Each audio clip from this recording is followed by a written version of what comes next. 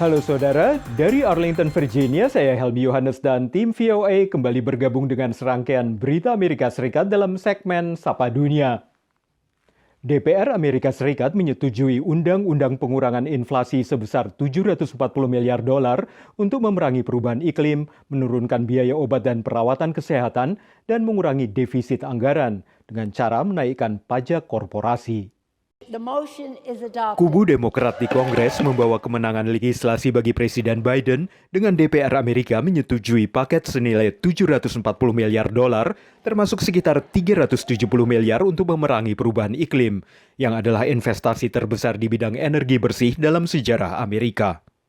Paket ini mencakup insentif pajak bagi pembelian kendaraan listrik dan keringanan pajak bagi warga yang memasang panel surya di rumah mereka. Menurut kalangan DPR dari kubu Demokrat, ini akan mengurangi sekitar 40% emisi karbon di Amerika sebelum tahun 2030. Undang-undang ini juga akan menurunkan premi asuransi kesehatan bagi warga yang membeli sendiri asuransi mereka. Menurut kubu Demokrat, undang-undang ini akan mengurangi defisit anggaran senilai 300 miliar dolar yang dibiayai lewat kenaikan pajak pada korporasi terbesar dan warga terkaya Amerika.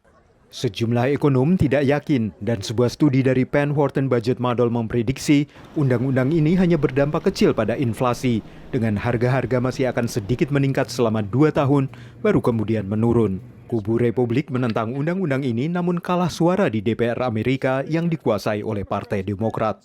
Dalam cuitannya, Presiden Biden mengatakan, dengan adanya undang-undang ini, maka para keluarga Amerika akan melihat turunnya harga obat resep dan biaya perawatan kesehatan, serta turunnya biaya energi. Menurut Presiden Biden, ia akan menandatangani pengesahan undang-undang baru ini pada pekan ini. Saudara, latihan militer bersama Indonesia dengan Amerika Serikat dan 13 negara lain dituduh media pemerintah Tiongkok sebagai upaya Amerika untuk membangun aliansi Indo-Pasifik. Tapi sejumlah analis melihat latihan militer ini tidak ditujukan kepada negara tertentu.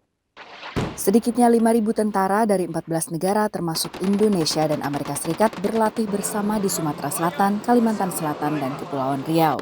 Perluasan latihan gabungan dalam Super Garuda Shield ini disebut media pemerintah Tiongkok sebagai upaya AS membangun aliansi serupa NATO di Indo-Pasifik.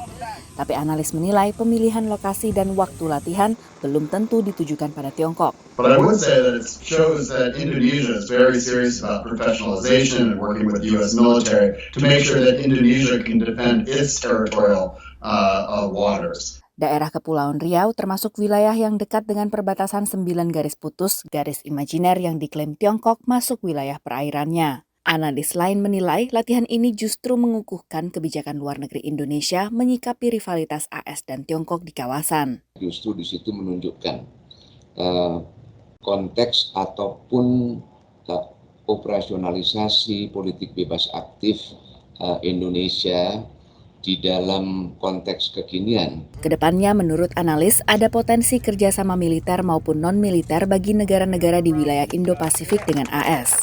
And certainly the options for Chinese investment are significant, but with U.S. and other regional partners, let's hope we can create a number of other options and alternatives for countries as far as economic assistance and development assistance, because every country deserves to have a choice. Selain banyak menggelar latihan tempur, AS dan Indonesia, menurut data Departemen Luar Negeri AS, Amerika Serikat punya kerjasama pengadaan senjata dengan Indonesia senilai 1,88 miliar dolar. Demikian laporan VOA.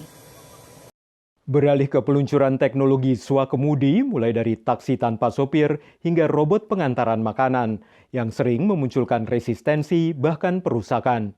Tapi salah satu penggagas mobil tumpangan dan pengantar makanan kini meluncurkan layanan antaran dengan robot berkarakter, lengkap dengan lampu yang mirip mata. Robot otonom yang diberi nama Zoe, Quinn, dan lain-lain menjadi pengantar makanan di Los Angeles, negara bagian California. We wanted something that belongs on the sidewalk, something that's familiar, not frightening, but also kind of fresh and fun. So people see these robots, they see the eyes, they see the personality. It actually, it adds something to your day. Teknologi robot yang digunakan jasa pengantaran Uber Eats ini menggunakan teknologi mobil swakemudi. It basically is like a self-driving car. If you've seen any of them kind of in various cities being tested, same set of sensors, LiDAR, cameras, GPS, but in a smaller form factor in a way that actually works today. Selain teknologi swakemudi, masih ada para pilot yang memastikan robot sampai ke tujuan.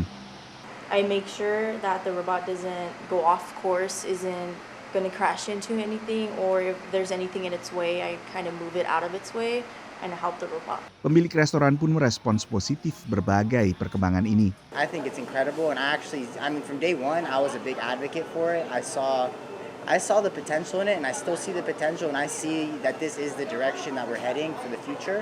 I think that it's going to be way more efficient in the future, but it's not there just yet. I think that our managers having to package the bag and then physically take it out themselves to the robot, that takes us a little bit longer than if an Uber Eats driver, Postmates driver comes in and picks up the bag from inside themselves. Rencananya robot pengantar seperti ini bukan hanya untuk mengirim makanan saja, tapi juga untuk mengirim obat resep dokter dari apotek, karangan bunga dari perangkai bunga, dan lain-lain keperluan. Demikian laporan tim VOA. Kini kita tengok penyintas kanker Suryanto Suraji di Danville, California yang menjalani pengobatan agresif untuk menyelamatkan hidupnya. Tapi efek jangka panjangnya membuat satu kakinya harus diamputasi. Suryanto menekuni hobi fotografi dan membuat karya seni. Tapi belajar mengendarai sepeda hanya dengan satu kaki yang membuatnya semakin bersemangat menjalani hidup. Kehilangan satu kaki tak membuat Suryanto Suraji menyerah dan putus asa. Diaspora Indonesia yang tinggal di Danville, California ini bahkan kembali menekuni hobinya bersepeda dengan serius setelah kaki kanannya diamputasi. Saya 2 kali cancer survivor.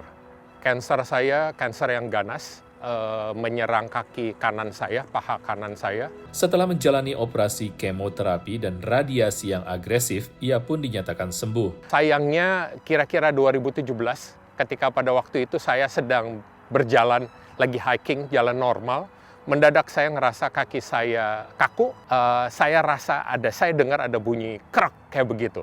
Spontaneous fracture ternyata. Ia kemudian harus menjalani 10 kali operasi, mempertahankan kaki kanannya yang retak karena efek jangka panjang pengobatan kanker.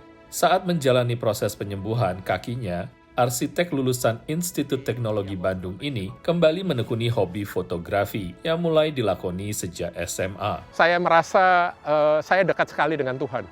Periode di mana saya sangat butuhkan, sampai akhirnya ketika bulan Maret 2020 saya kena infeksi yang sangat parah. Tapi waktu itu saya bilang sama ahli bedah saya, kita sudah berusaha melakukan yang terbaik selama 3 tahun, sudah waktunya untuk let go kaki ini, supaya saya bisa move on dengan kehidupan saya. Setelah sembuh, Suryanto terinspirasi untuk kembali bersepeda. Jadi itu membuat kita nambah semangat dan motivasi, karena dia aja bisa bersepeda dan kuat. Kita yang normal seharusnya lebih bisa dari dia. Dari San Francisco, California, VOA. Saudara, kami akan kembali dengan Sapa Dunia Senin depan. Terima kasih atas perhatian Anda. Dari Arlington, Virginia, saya Helmi Yohanes dan tim VOA.